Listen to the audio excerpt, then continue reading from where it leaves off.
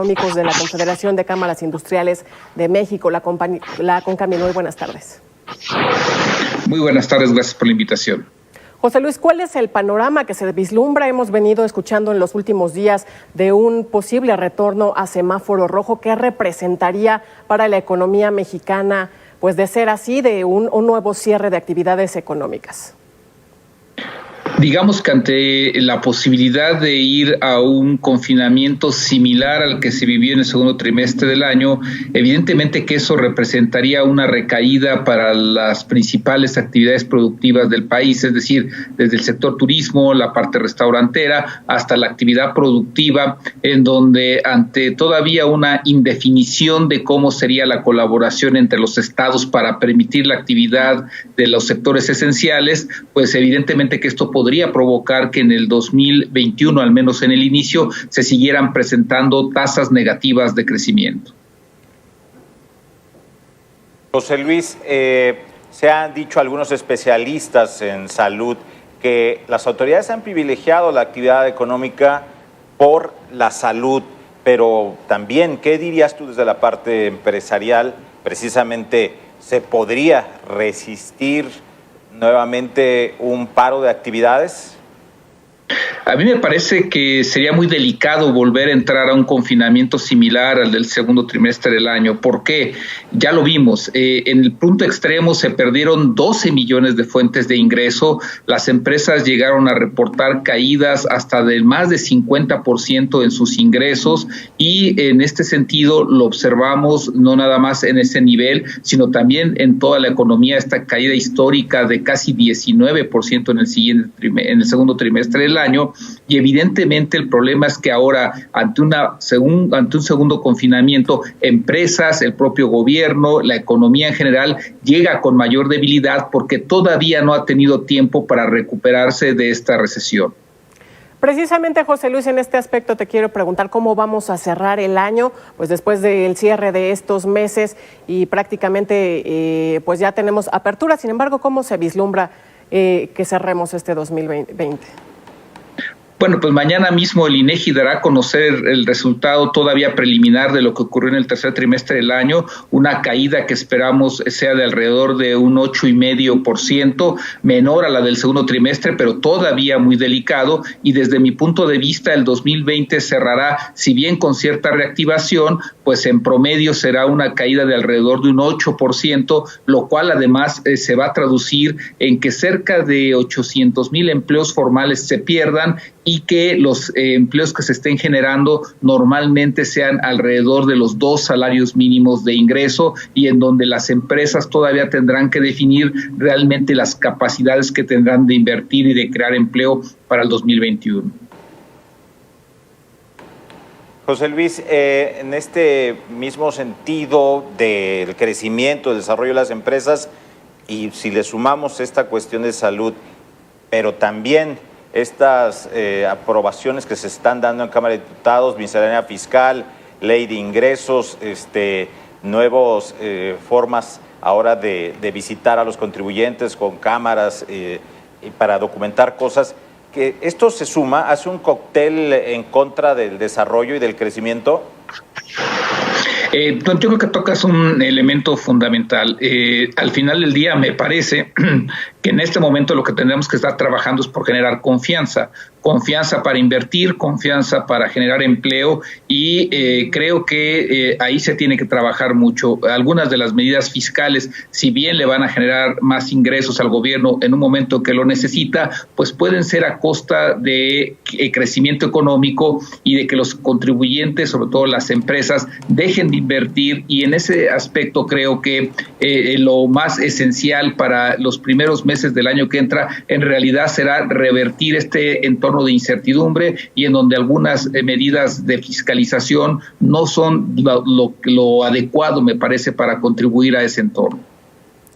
José Luis, hay que recordar que pues este escenario en el que nos encontramos de COVID-19 es por supuesto inédito. Entonces, cuando se determina el cierre en meses anteriores, se determina el cierre pues prácticamente de cadenas de valor de suma importancia para la economía, incluso pues con nuestra relación en los Estados Unidos. ¿Cuáles son los aspectos que a lo mejor tendría que considerar las autoridades sanitarias para realizar, si acaso, ojalá que no sea el caso, que regresáramos a este escenario?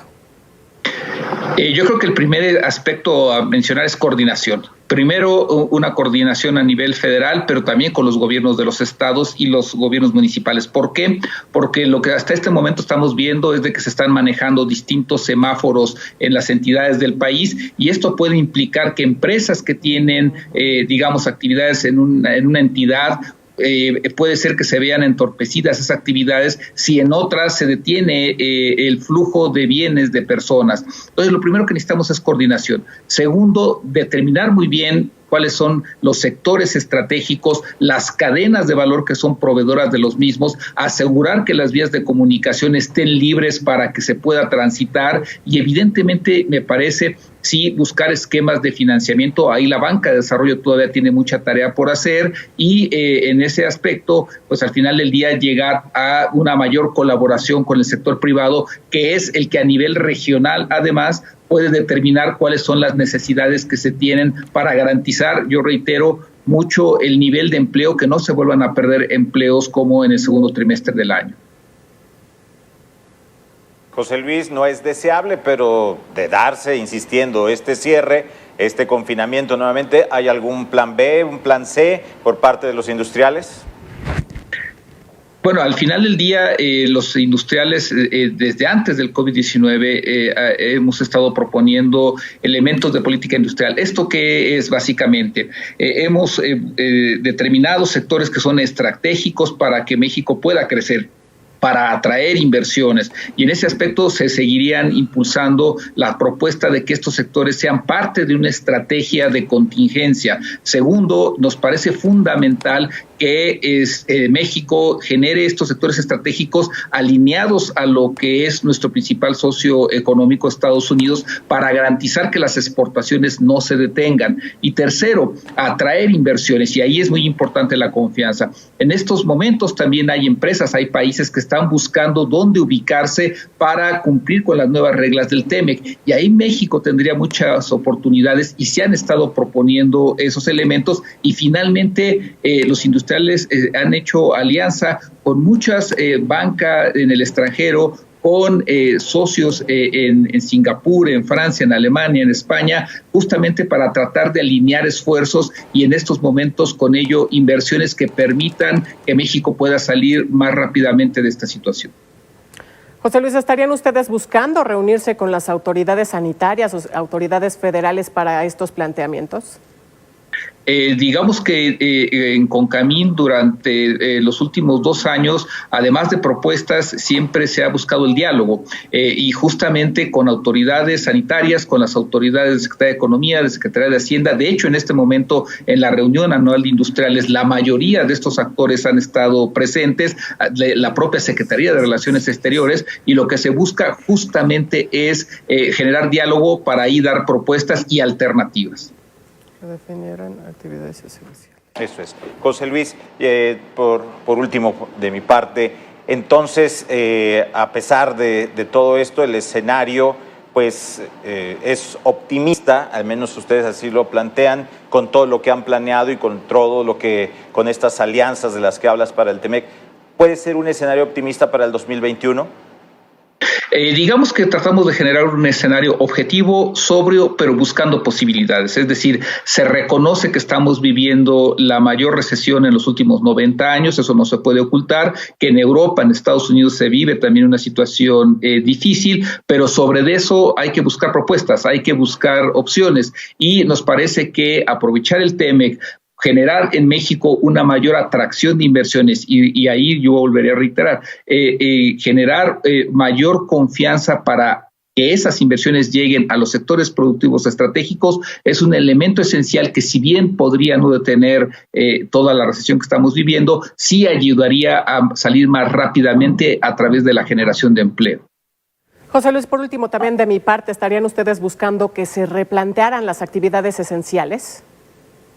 Me parece que sería oportuno porque la experiencia que se tuvo en el segundo trimestre del año es de que sobre la marcha se fueron definiendo, reorientando y de alguna manera eso no permitió que México pudiera mantener un nivel mínimo de operación y observamos caídas en la parte industrial en los meses de abril y mayo de casi 30% en promedio. Algunos sectores cerraron al 95% o es decir, acabaron operando en niveles de entre 5% y del 10% de toda su capacidad. Hay algunos que todavía lo están haciendo en niveles inferiores del 50%. Entonces, en ese sentido, me parece que es fundamental definir que con todo lo que hemos aprendido del cuidado a la salud, también tengamos que cuidar la salud de la economía, porque ahí depende la salud del empleo y evidentemente el bienestar de la población.